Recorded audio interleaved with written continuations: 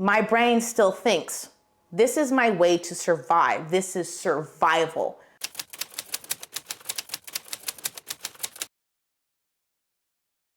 My name is Rebekah Dorko. I served in the Marine Corps for 5 years. I got out as a Lance Corporal. Right on. What job did you sign up to do? 6113, that is a mechanic for the CH-53 Echo, so Super Stallion helicopters. So I was born and raised in San Diego. Let's see, my upbringing, I have 4 sisters and grew up with a mom and dad until they divorced when I was 4. And this is my biological mom, Virginia, biological dad, Bud. And it became a game of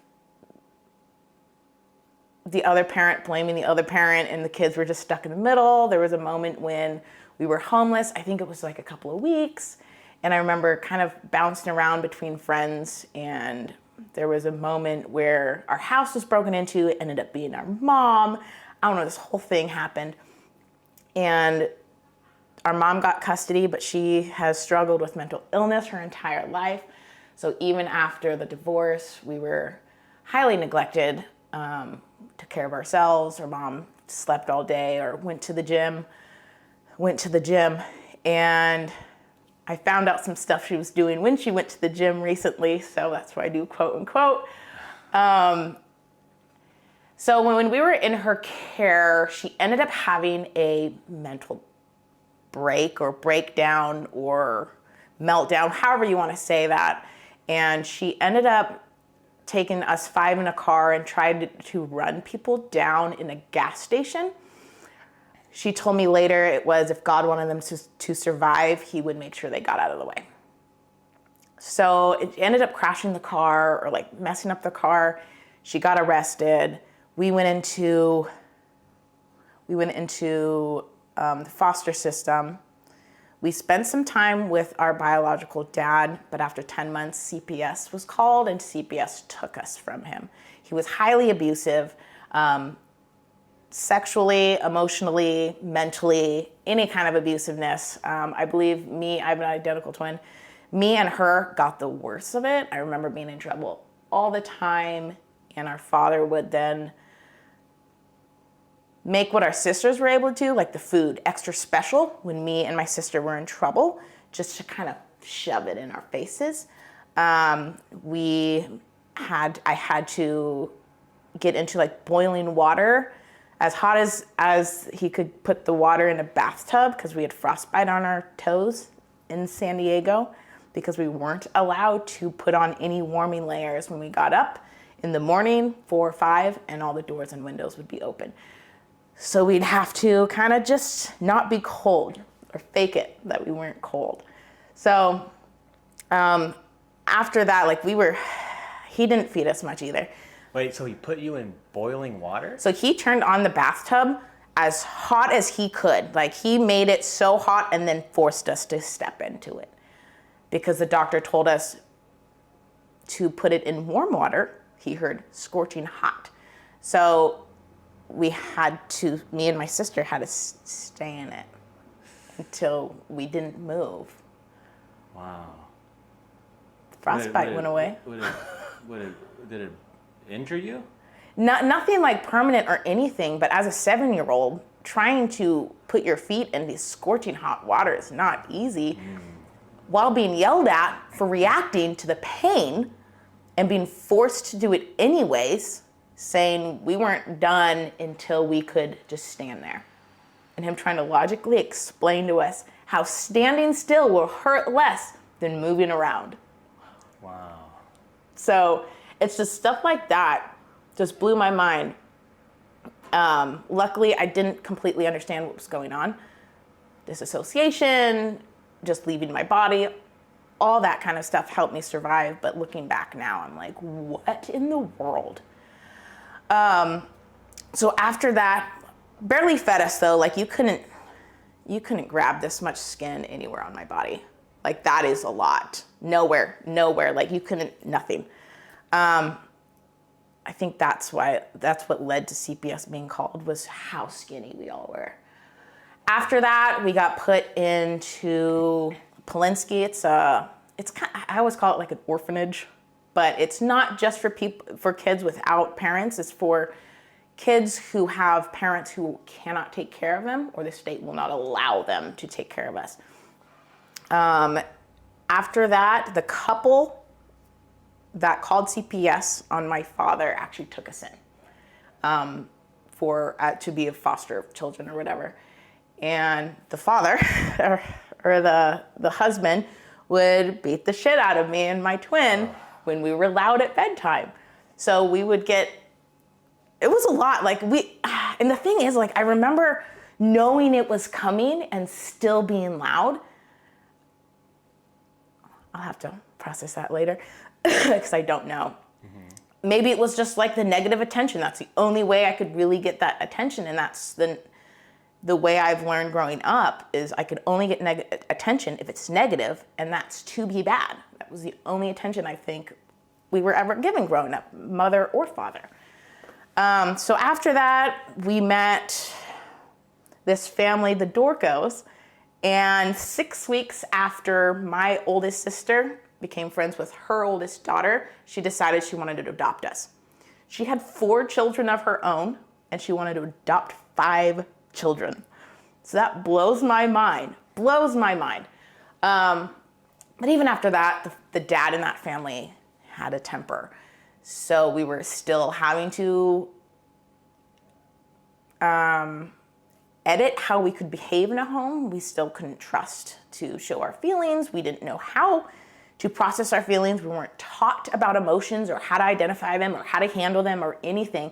So I shoved them away. I shoved them down. I didn't deal with them. I became a super people pleaser.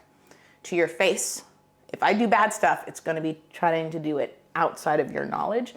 Because as long as I appear to be helpful, as long as I appear to be useful, maybe I won't get abandoned.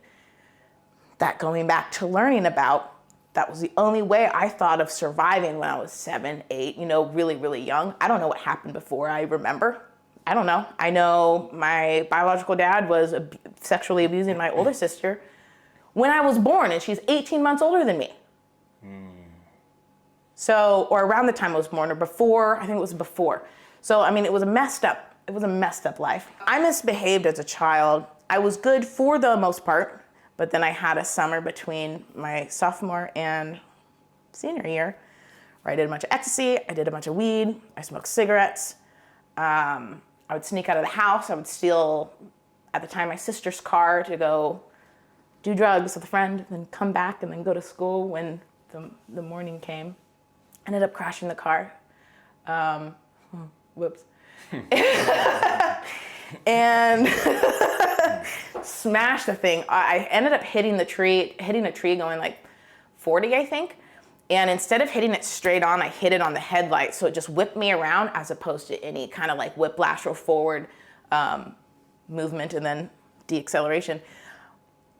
So luckily I came out of there relatively unscathed. But I remember back then I had told God that if he wanted me to believe in him, he would have to do something that can only be explained as being an act of God.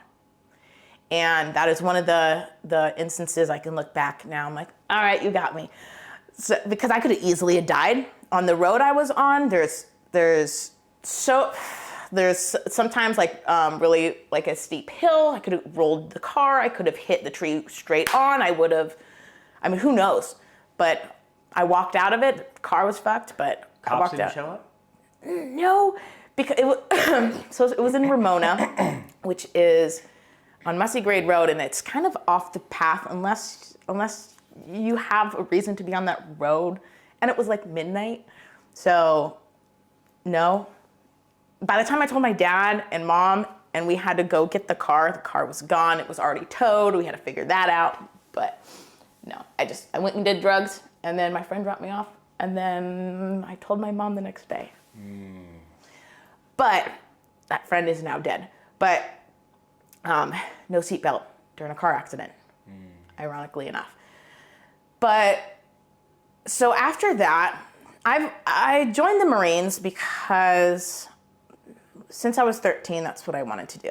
I knew I filled out my Facebook when I was, my MySpace, when I filled out my MySpace, it was like, what do you want to be when you grow up? I said a Marine. And I kind of just made that happen.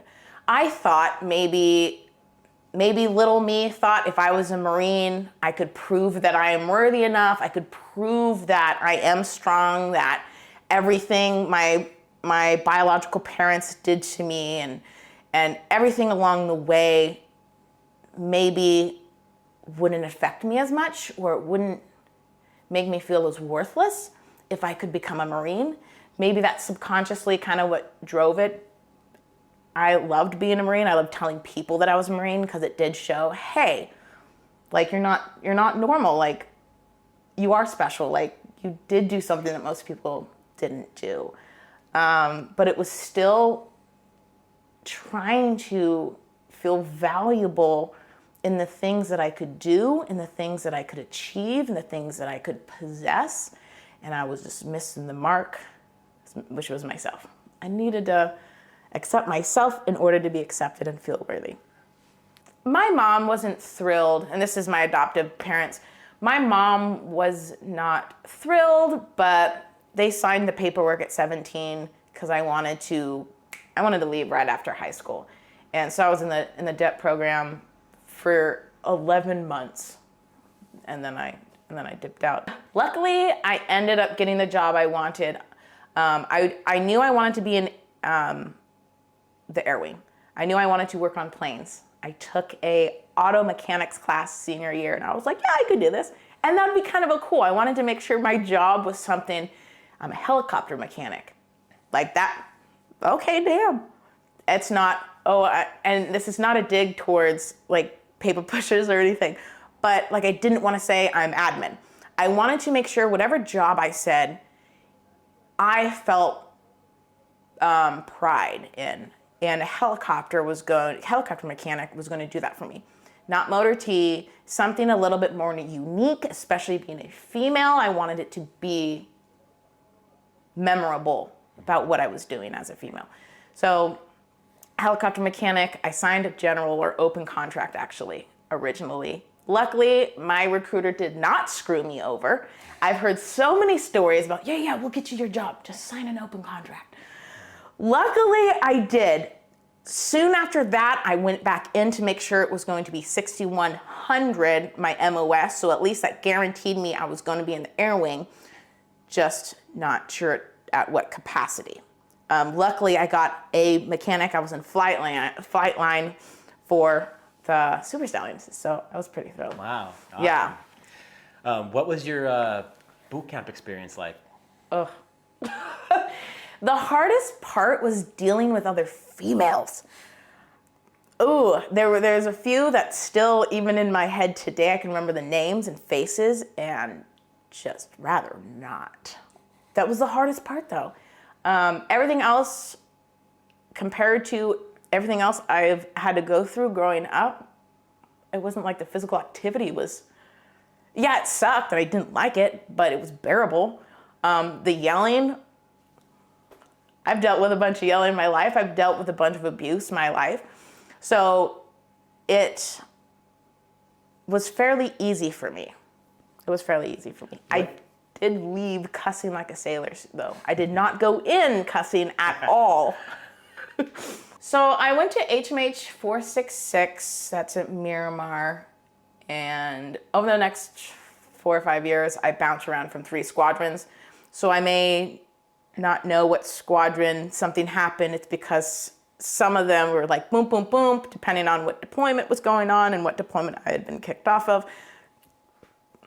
So I can't really tell squadrons per se, per story. But in 466 was horrible. Not horrible at the time, looking back. There were so many sexual assaults that happened to me. There was a lot of fraternization. Like I would get brought into situations by my staff and COs in my shop would, I'm not gonna say lure me in, but definitely I had no defenses.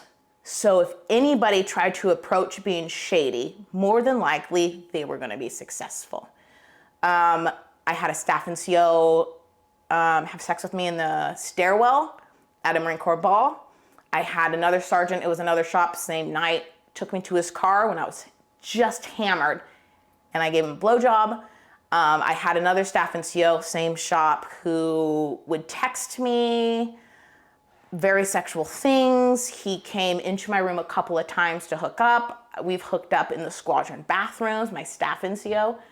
I had other sergeants that I would be working under who would end up like come by my room before work or whatever and for a quickie. And I had no way to say no. Zero way. Nothing. Like I didn't know how to. So I had no option. I had zero option. What made it so difficult to say no? My no has been smashed by my caregivers growing up. I couldn't say no. If I ever said no, it just wouldn't be allowed. I would get punished for it. Anytime we tried to, hey, like this doesn't seem right. That's not gonna fly for our father. We're 7 or 8 and younger. Like that's never gonna work. My birth mom has told my sister that at 2 years old, if you told us to don't move, she had us trained at 2 years old, she knew we wouldn't move. I can only imagine what kind of shit you would have to do to a 2-year-old to make sure they listen to you. Because 2s is when they're trying to get their independence. It's when they're trying to figure out who they are separate from their parents. And that's one of the developmental needs that were squished in me is separating myself from the needs of others. I'm so enmeshed with people around me that I cannot tell the difference between my needs and wants and somebody else's because my primal way of surviving was fawning. Please the person I believe is threatening me in hopes that they have mercy, in hopes that they do not tear me down, in hopes that whatever I can give them is going to be good enough to save myself. So, especially with authority figures, my brain still thinks, this is my way to survive. This is survival. I need to listen to whoever this person is. And in my head, I'm still reenacting the relationship I have with my father and with my mother. A need for acceptance, a need for love. Like I didn't get love. So I'm looking for love in all these places. And I don't know. I got raped by a corporal. We had hooked up and we were out on a debt and I was drunk and we were outside somewhere and he tried to have sex again. And I told him, no, I don't want it. He said, well, you let me before, and got his way. Because in my head, I didn't feel like that I had any reason to combat that. I didn't know because I didn't want to or because I don't want to was a legitimate reason. I had to give the person who is threatening me what they want in hopes that they have mercy on me. And in that time, it was sex, even though I said no. Did he threaten you with anything? No, he didn't have to. I don't have to, well, now you have to threaten me. But back then, you didn't have to threaten me.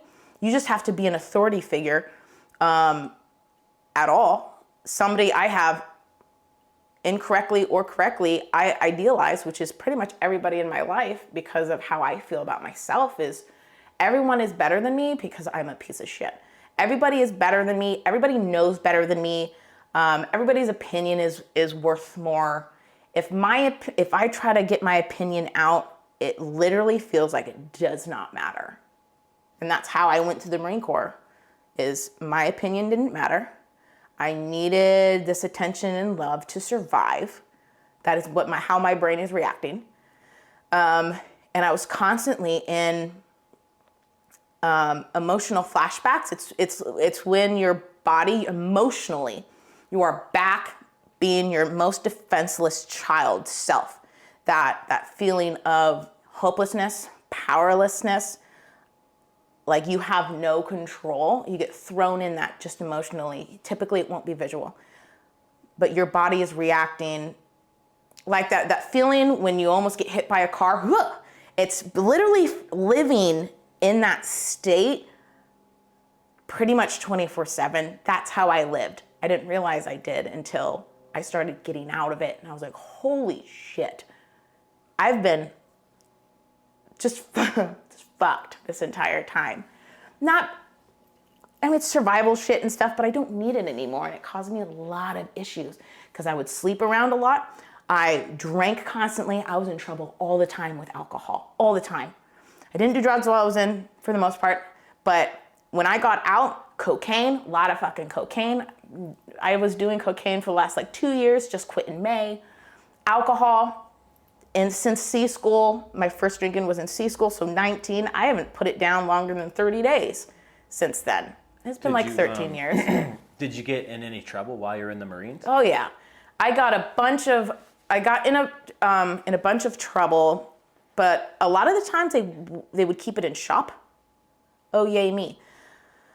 But one of the staff sergeants that wanted to keep it in shop was one of the ones that ended up fucking getting me to hook up with him. His fucking wife and his children. I remember watching him off deployment. I was like, that sucks. Cool. That sucks. When they would would there be any type of intimate relationship going on before these incidents? Was there any type of connection between the guys that would come and stop by, or would it just be like a knock knock, I'm here to? So the staff sergeant I'm talking about, there would be, if it was a routine, because I had a sergeant and I had a staff sergeant who would text me. The sergeant, it was kind of constant. It was at least a couple times a week, I think, before shift. He would just be like, hey, can I come by or whatever? Sure. This staff sergeant, we had gone to mess night. I got hammered, to the point where I interrupted the sergeant major during his speech to fist bump him. And I was yelling fucking faggot when a guy that I didn't really like kept talking, and he was on the other side of the room, so I kept yelling. People thought it was hilarious, but I was like, what the fuck? I'm blacked out. And then I try to fight this staff sergeant. He's a 3rd degree red tab and fucking McMap. At least that's what he tells me. And then, so I remember being at the mess night, and then I woke up in my room and he's there. So I don't know. I don't know if anything happened prior to that. I don't know why he was still in my room. I don't know. But after that, nothing I can do now. I am indebted to him or whatever in my head. I owe it to him. I owe it to him. That's what I think. I owe it to him. And then we went on a debt, and I was his little mole. So he'd say, oh, you went out with whoever, who drank? I was like, I really don't want, and I tried not to tell him, but he knew if he kept pressing, he'd be able to get information out of me to keep tabs on people going out in town. I was super uncomfortable with it, but there was no way for me to say this is wrong. I didn't know who to go to. This was the same debt that Corporal raped me on. Was this the same debt? But there was also another debt, it may have been the same one, where the staff NCO from an East Coast squadron, I believe it was 464, another Hilo squadron. I got banned from drinking because it was a fucking problem. And I continued drinking, weird. And he smelled alcohol on me. He said, you smell like a brewery. Yep. So he texted me later, he proposed an arrangement of he wouldn't get me in trouble for drinking and I can continue drinking if I would hook up with him on the debt. I did not, but I did show it to another staff sergeant. He didn't do anything. He texted to you, or? He texted it to me.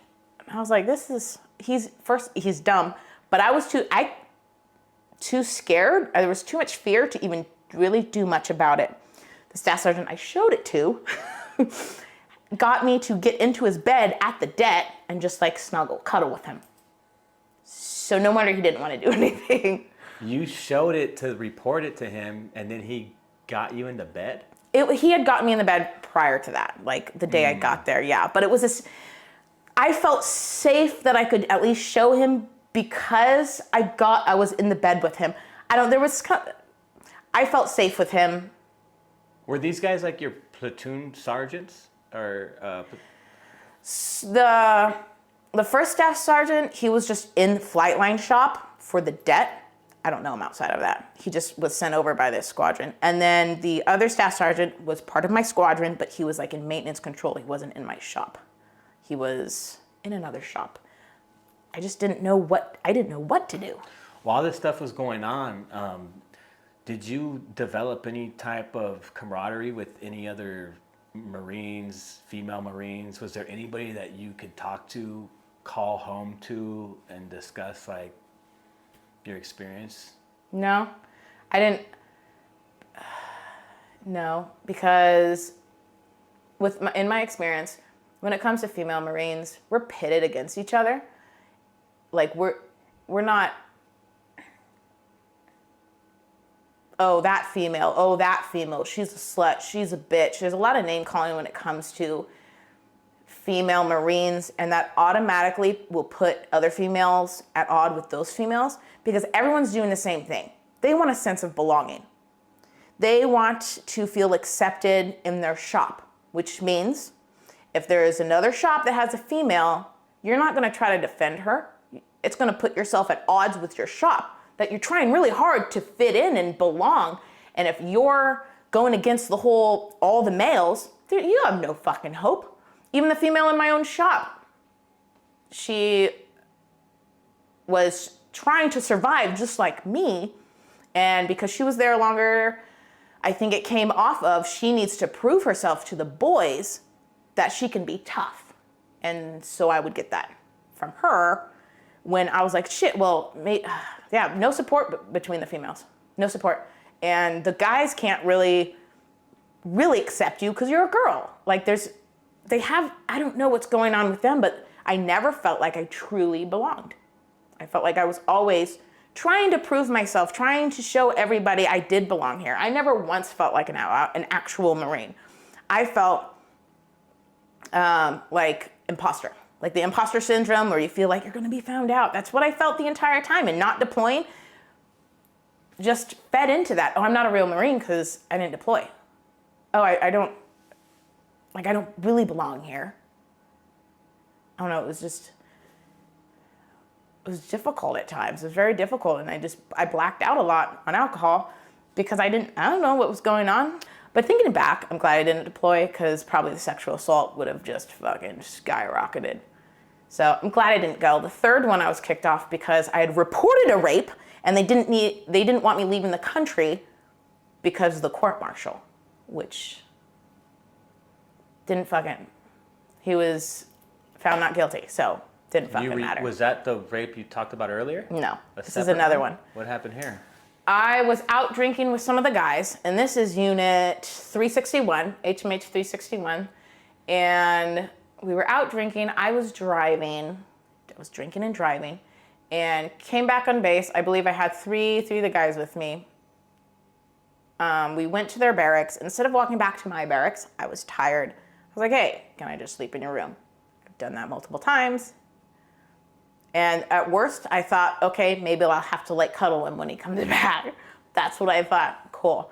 So I'm laying down and he comes in drunk, and I pretend to be asleep because even though I didn't want to cuddle, that would be easiest, just to pretend I was asleep. So like I'm okay with it. I don't know. He starts taking off my shorts and I'm like, what the fuck? I pretend to be asleep. Because remember, no kind of confrontation. I can't say no. He's having trouble getting it in. And in my head, I'm like, maybe he'll just give up. Maybe he'll just give up. He did not. He found his way in. And that's when I kind of pretend I'm waking up and like I push him off me and I walk from there to the duty thing and be like, I think I was just raped, report it. And year later, nothing. The thing about that is I was so scared of getting in trouble for drunk driving that I lied about having drinks when I got it. And then so they pointed, well, why did you lie? I was afraid of getting in trouble for a DUI. That's why I said I chugged 5 or 6 beers when I got back, so it would match my BAC if you took my alcohol. That's why.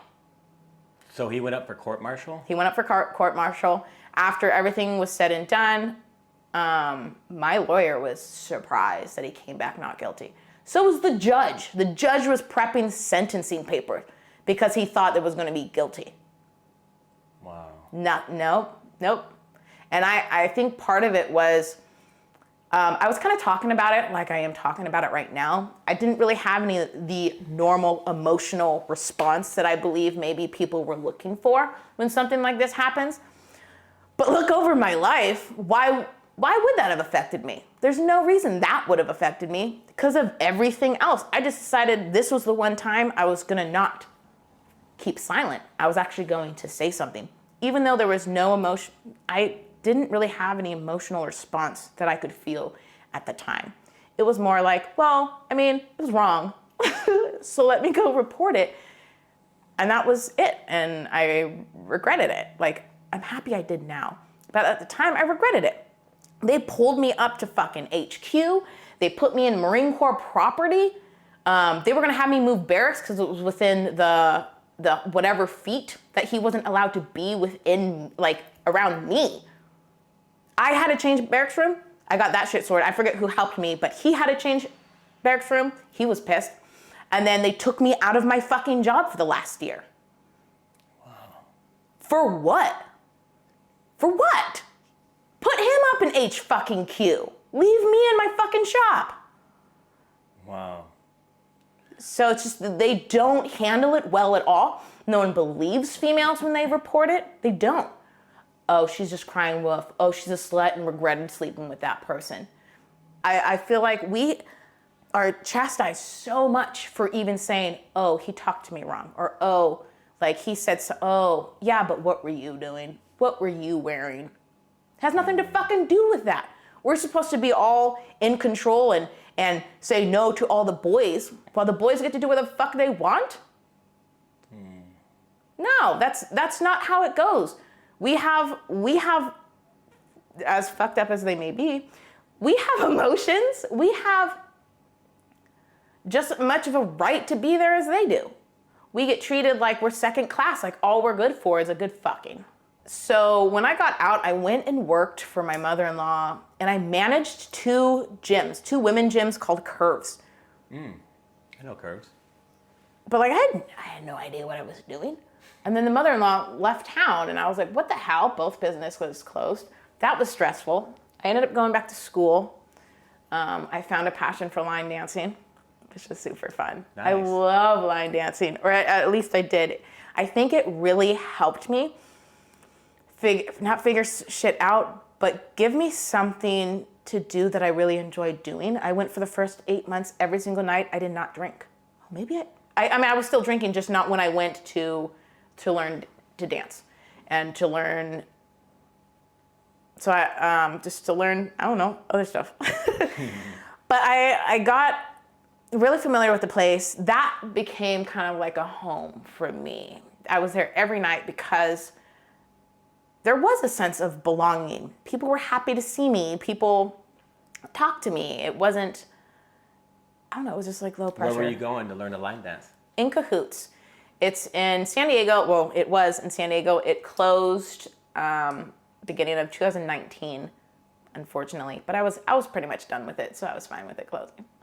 So when you got out, did you go back? Were you on your own when you got out? Did you stay with family? I lived with my husband and his family. So his mom, his stepdad, and like a couple of step siblings. Yeah. But that family was very...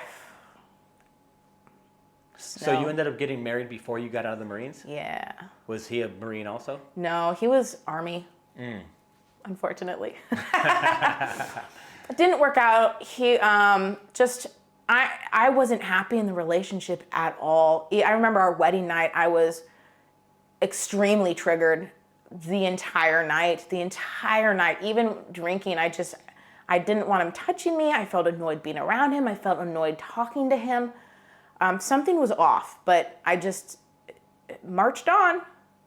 That didn't last. I was super unhappy. I was unfaithful. I was not happy.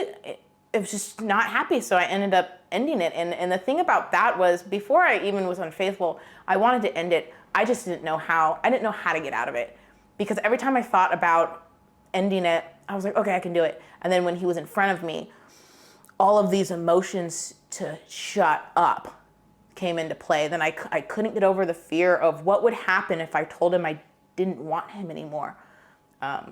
Because I was so concerned about hurting his feelings, so concerned about making him feel, because I was under this delusion that I have control over what people do and how they feel. I don't. They do. And I was so concerned about making sure he was okay that I couldn't take care of myself. Have you dealt with any of the trauma that you've been through since childhood? Yes.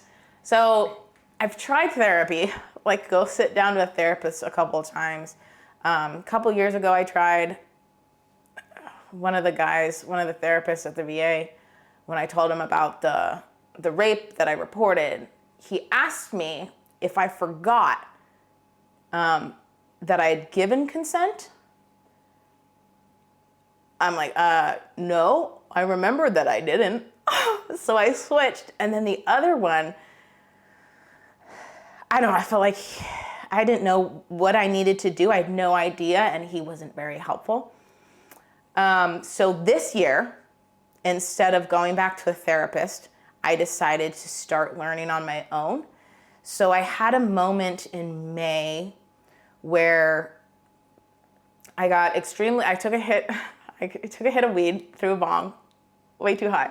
I got really high, and it forced my brain into a flight response, a hardcore flight response. In my head, it felt like I was back into my very abusive relationship that I was in after my husband. And my brain said, you need to leave. You need to leave now. You need to cut all connection. You need to go and leave everything behind. My niece was about to be born. I talked myself out of it. But since then, I've been reading books. I've been watching YouTube videos. I've been doing anything that I can get my hands on to, not just YouTube videos and books, and just anything that can help me understand why I am the way I am, because there's no way I can function properly if these are the obstacles I have to deal with every day. There's no way. So I tried to do a couple of group therapies and a one-on-one. The group, one of the groups, one guy was about to say, what did he say? He said, if I had been raped, I think my thoughts would be, and I was like, hold up there. Unless it has happened to you, you do not get to talk about what you think goes through a rape victim's head. I told him I've been raped multiple times, and unless that has happened, but like my mom, I know for a fact, doesn't matter, didn't happen to you. Don't talk about it. And I was shaking. I was just emotional flashback to like 100 at the time. I was burning up. And then when I spoke to one of the facilitators the next day, I said, I will return if that guy's being dropped. Well, we don't know, then I'm not returning. Why? What? Again, I have to leave a group. And again, I'd rather do that than because the only person I can control is me. So my only option was to leave, because that was the only thing I could control. I was just processing that a little bit more. And I ended up stumbling across borderline personality disorder. And this is after learning about codependency and all of these. I was like, oh my God, this sounds like me, the people pleaser. This sounds like me. And then got to borderline personality disorder. I was like, oh my God, this is me 100%. I still don't know. I don't know. Never been diagnosed. But it helped me orientate my healing in a way that was in my control. Okay, now I have borderline personality disorder. What can I learn about that? How can I apply what the symptoms are?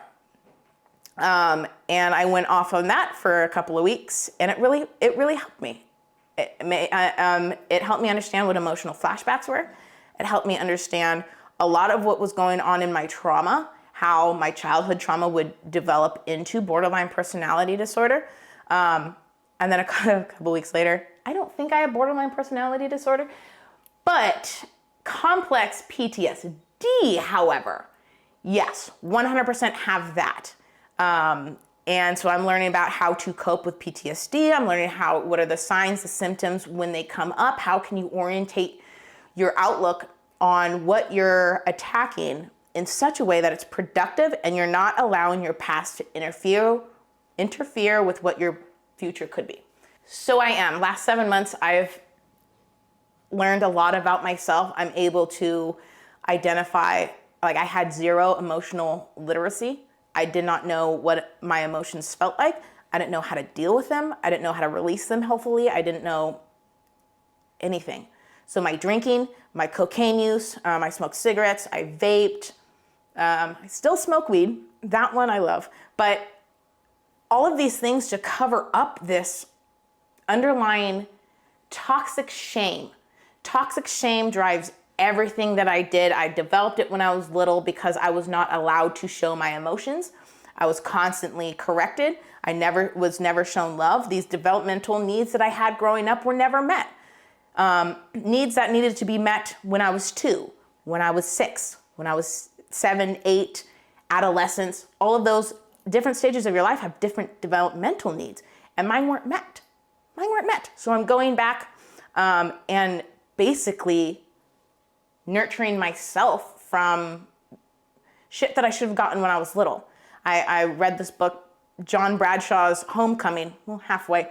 It literally takes you through these like meditations and things to nurture your infant needs that were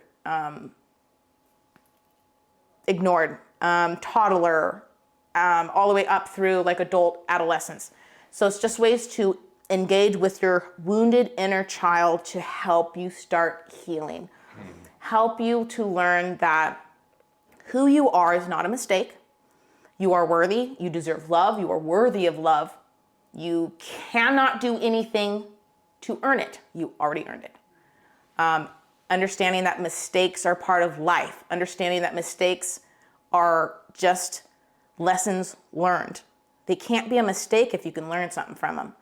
And not feeling like a total piece of shit if I'm not perfect. That was another thing. I no longer stress about being perfect or what other people think of me as much.